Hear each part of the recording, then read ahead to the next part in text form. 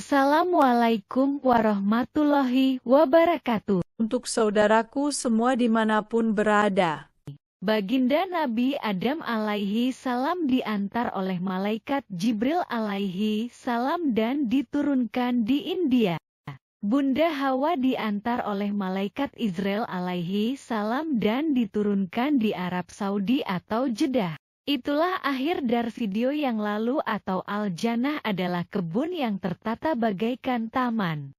Pada kesempatan ini, yang akan dibahas adalah tentang Dat Allah mempertemukan baginda Nabi Adam alaihi salam dan Bunda Hawa di bumi. Ini yang disampaikan oleh pembimbing kerohanian saya. Setelah mereka sampai di bumi, baginda Nabi Adam alaihi salam dan Bunda Hawa oleh Zat Allah masing-masing diberikan malaikat pendamping dan jin korin.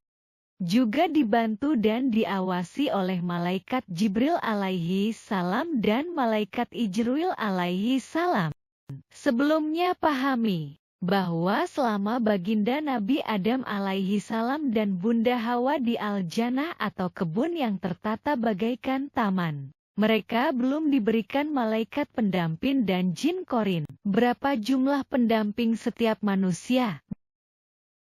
Berjumlah 8 malaikat yang terdiri dari 4 malaikat penasihat keimanan dan 4 malaikat pencatat amal kebaikan dan keburukan. Setiap 2 malaikat penasihat keimanan dan 2 malaikat pencatat amal kebaikan dan keburukan bertugasnya di waktu siang dan malam. Pergantian waktunya. 2 malaikat penasihat keimanan dan 2 malaikat pencatat amal kebaikan dan keburukan pada waktu sholat subuh dan sholat asyar. Posisi kedua malaikat penasihat keimanan, 1 malaikat berada di depan dan 1 malaikat berada di belakang. Sedangkan malaikat pencatat amal kebaikan dan amal keburukan, 1 malaikat berada di kanan dan 1 malaikat berada di kiri. Tugas malaikat pencatat amal kebaikan dan keburukan adalah masing-masing mencatat perbuatan baik dan perbuatan buruk. Berapa lama tugas malaikat pendamping? Sampai manusia itu akan meninggal dunia atau wafat. Sedangkan jumlah jin korin setiap manusia awam berjumlah 1 jin dengan level setan. Dan untuk manusia dengan level rasul, Nabi, orang terpilih atau orang yang sudah beragama atau orang asing. Jumlah jin korinnya 2 jin. Dan untuk manusia dengan level dipilih jumlah jin korinnya 1 jin. Untuk manusia dengan level Rasul, Nabi, yang terpilih, orang asing, sudah beragama dan dipilih, jin korinnya level iblis. Jadi semakin tinggi derajat atau predikat atau level manusia, maka godaan dari jin korinnya semakin tinggi dan berat. Jin korin itu bersama manusia sampai manusia meninggal dunia tanpa ada pergantian. Kalian sekarang dapat menilai berapa jumlah dan level dari jin korin masing-masing. Setelah manusia yang didampingi meninggal dunia atau wafat, kemana malaikat pendamping manusia itu? Malaikat pendamping manusia itu menuju ke tempat berkesudahan. Apa tempat berkesudahan itu? Masih ingat Sidratul Muntaha atau pohon bidara atau tempat berkesudahan? Malaikat pendamping manusia yang sudah meninggal dunia atau wafat menempati salah satu daun dari pohon bidara itu. Selanjutnya, apa yang dikerjakan oleh malaikat pendamping itu? Malaikat pendamping itu memuji Allah Subhanahu wa Ta'ala dengan bertasbih Subhanallah sampai hari kiamat. Lalu setelah manusia meninggal dunia atau wafat, kemana jin korin manusia itu?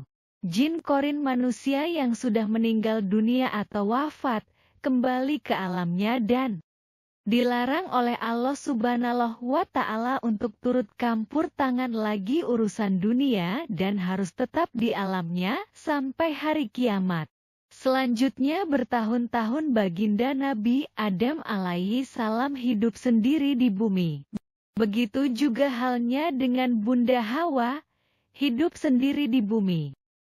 Baginda Nabi Adam alaihi salam dan Bunda Hawa sambil melanjutkan kehidupannya di bumi, mereka terus saling mencari. Akhirnya, setelah 50 tahun, Allah Subhanahu wa Ta'ala mempertemukan baginda Nabi Adam alaihi salam dan Bunda Hawa di Jabal Rahmah, dan mereka saling melepas rindu.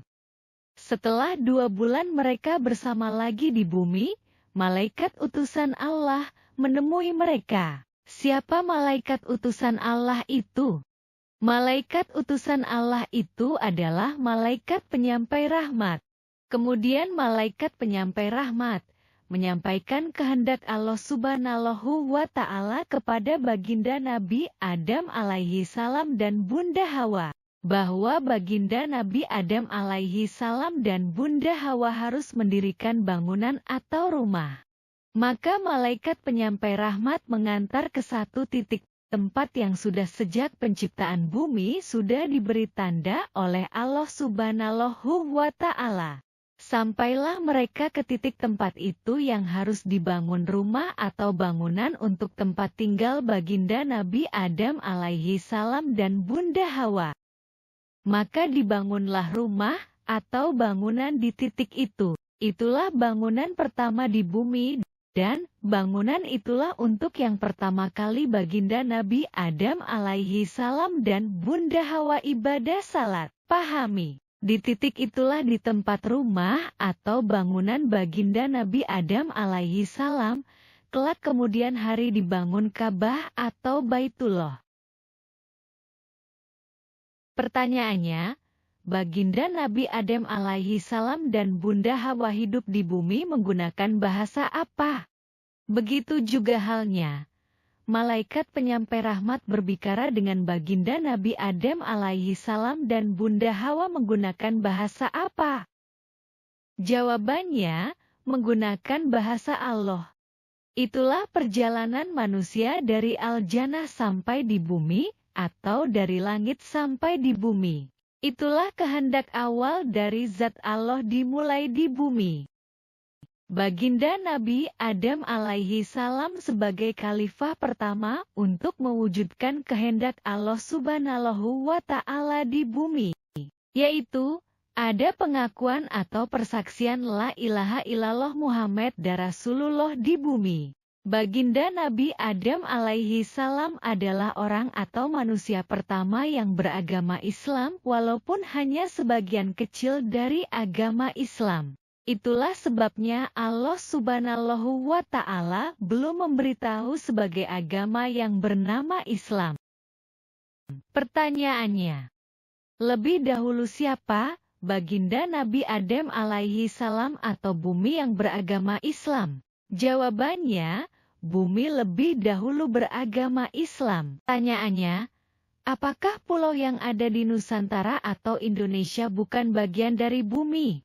Jawabannya, bagian kecil dari bumi.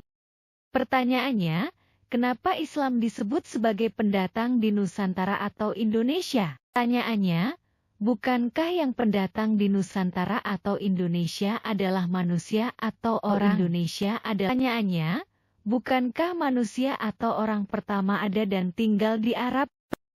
Pertanyaannya, kita atau manusia atau orang adalah keturunan atau terah dari manusia pertama yang tinggal di Arab atau bukan?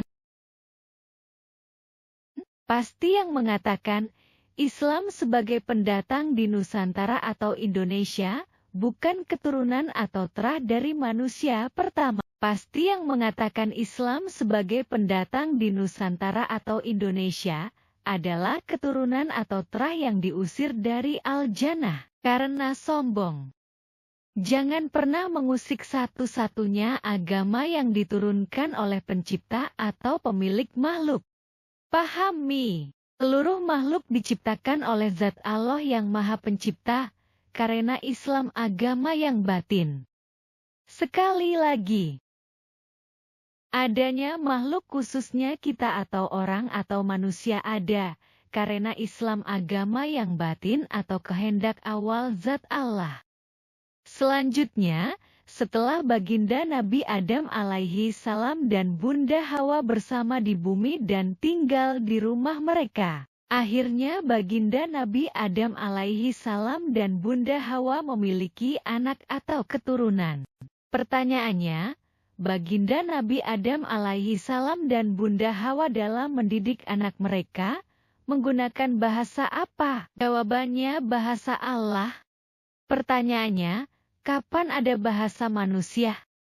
Jawabannya, bahasa manusia pertama kali ada atau digunakan oleh keturunan kedua atau cucu baginda Nabi Adam alaihi salam. Karena keturunan kedua itulah mulai menjalankan hidup dan kehidupannya di bumi, tidak bersama lagi dengan baginda Nabi Adam alaihi salam.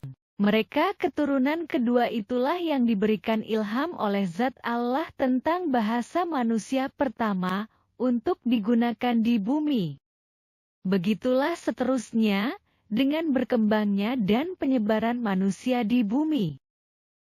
Zat Allah memberikan ilham kepada manusia di setiap wilayah atau tempat kediaman mereka dengan bahasa masing-masing. Seperti yang ada saat ini, manusia tersebar di seluruh bumi atau dunia dengan berbagai macam bahasa. Demikian untuk pembahasan video kali ini. Terima kasih atas like, comment, and subscribe. Assalamualaikum warahmatullahi wabarakatuh.